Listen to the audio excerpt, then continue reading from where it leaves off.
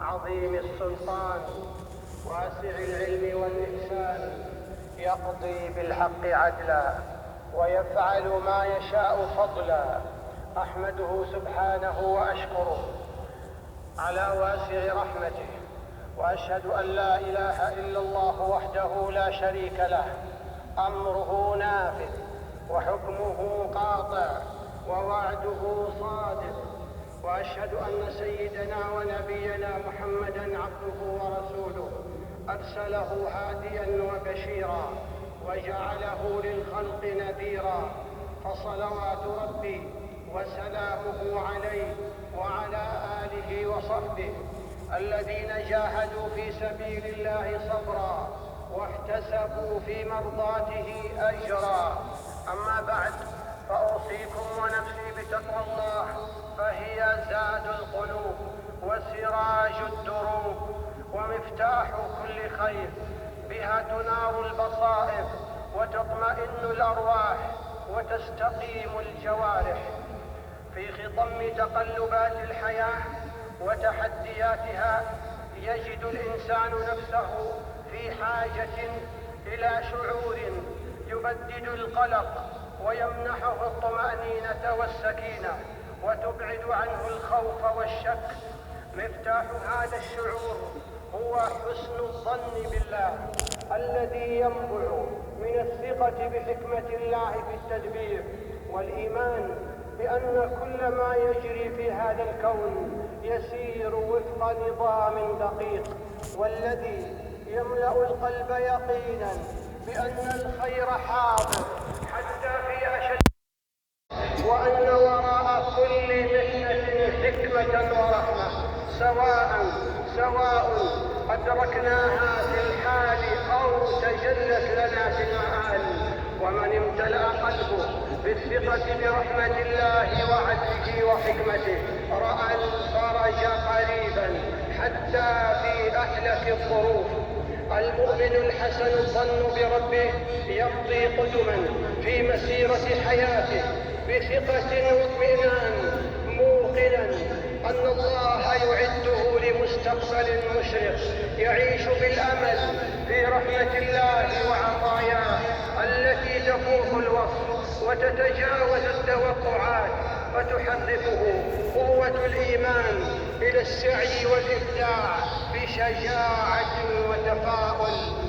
من سنة الحياة الابتلاء الذي يأتي فجأة ليختبر الصبر ويزيد اليقين، وهنا يبرز حسن الظن بالله قوة تحول المحنة إلى منحة والحزن إلى حكمة.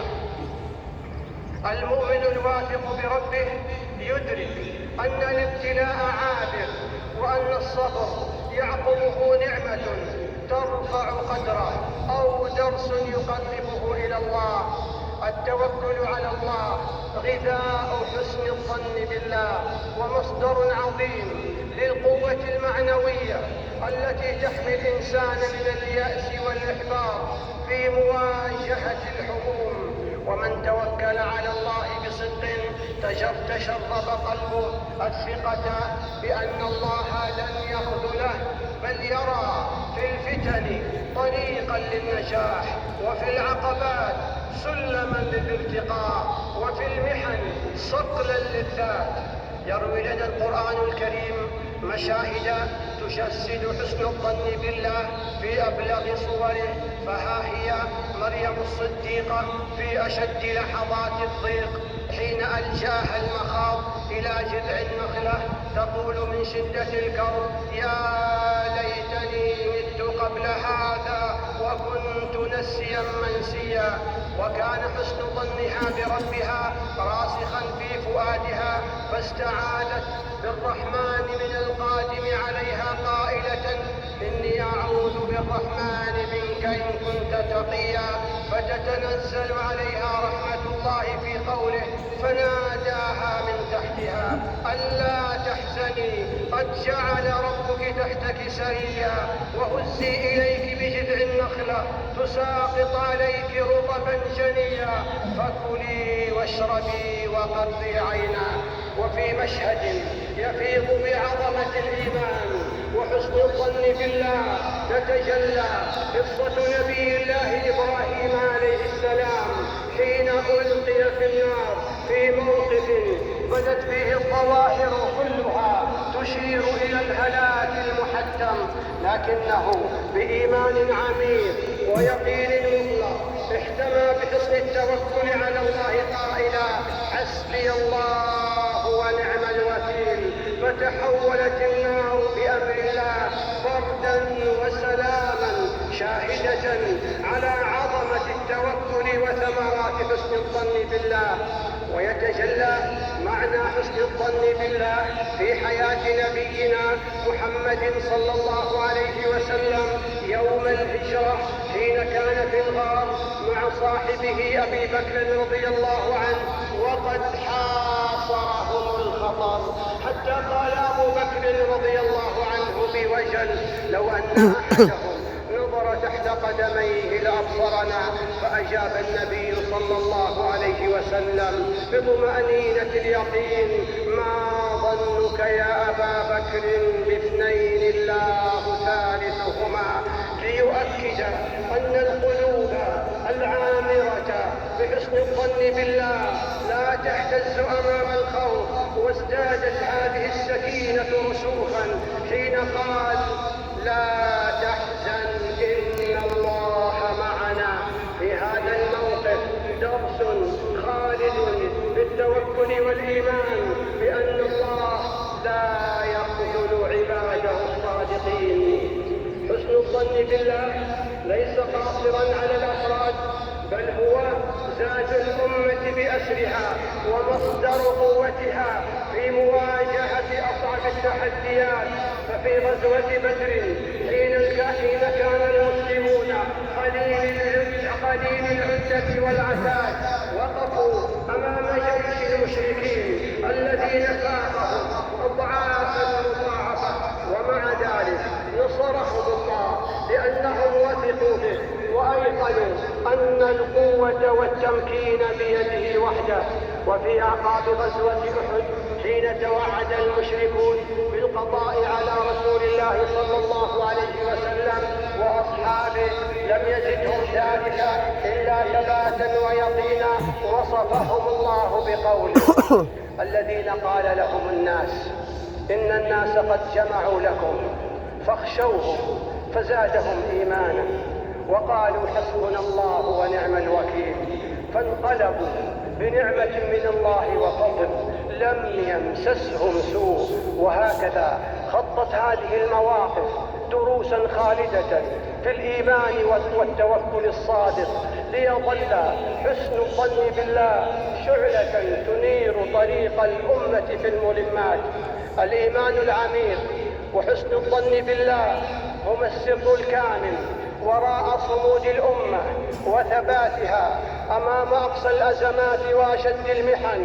فعلى مر التاريخ واجهت الأمة الإسلامية تحديات جساما هزت أركانها، لكنها خرجت منها أكثر قوة وتماسكا.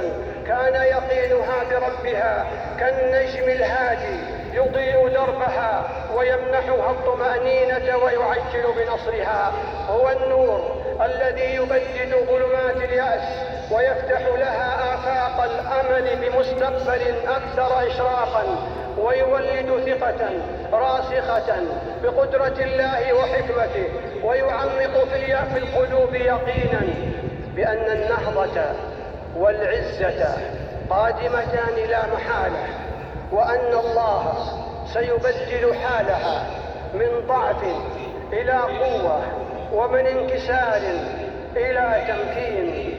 قال الله تعالى: يا أيها الذين آمنوا إن تنصروا الله ينصركم ويثبت أقدامكم. بارك الله لي ولكم في القرآن العظيم، ونفعني وإياكم بما فيه من الآيات والذكر الحكيم.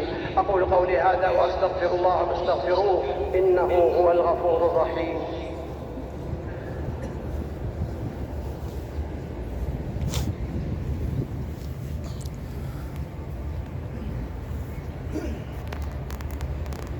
الحمد لله الرحيم الكريم العليم الحكيم الذي أحاط بكل شيء علما وأتقن كل شيء صنعا، وأشهد أن لا إله إلا الله وحده لا شريك له، له الحكم وإليه المآل. وأشهد أن سيدنا ونبينا محمدًا عبده ورسوله، أصدق الناس إيمانًا وأكملهم إحسانًا، صلى الله عليه وعلى آله وصحبه الذين ساروا على هديه فأشرقت بهم الدنيا وزالت بهم الغمة.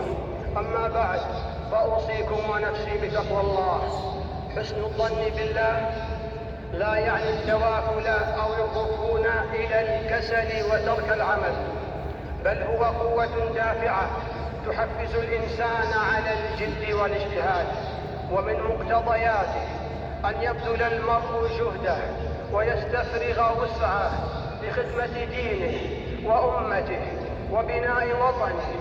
ففي حديث النبي صلى الله عليه وسلم: إن قامت الساعة وفي يد أحدكم فسيلة فإن استطاع ألا تقوم حتى يغرسها فليغرسها. رواه البخاري في الأدب المفرد.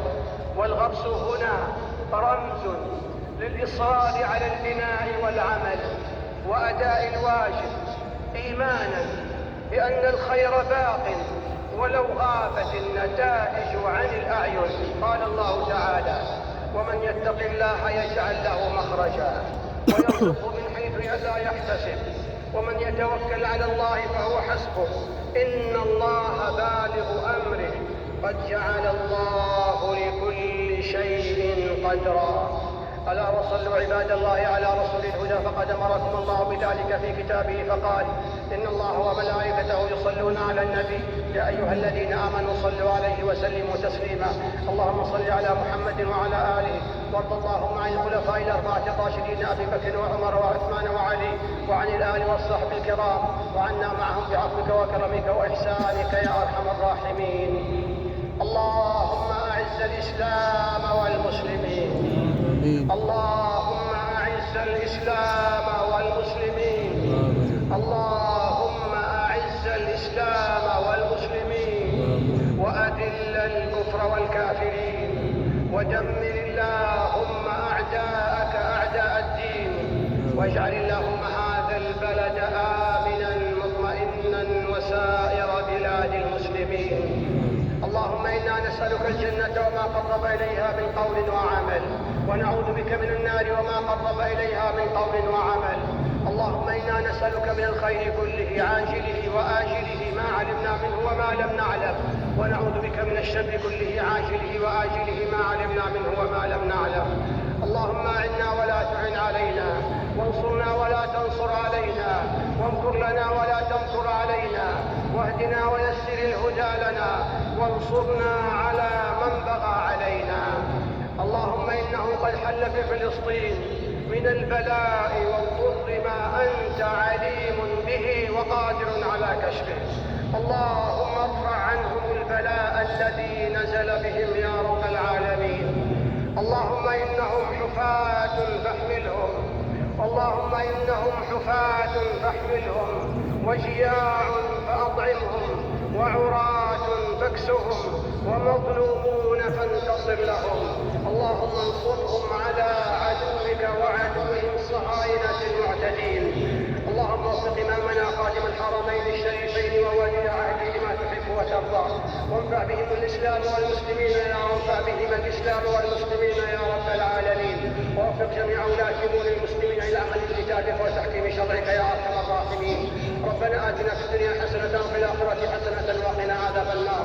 ربنا اغفر لنا ولإخواننا الذين سبقونا بالإيمان، ولا تجعل في قلوبنا غلا للذين آمنوا ربنا إنك رؤوف رحيم.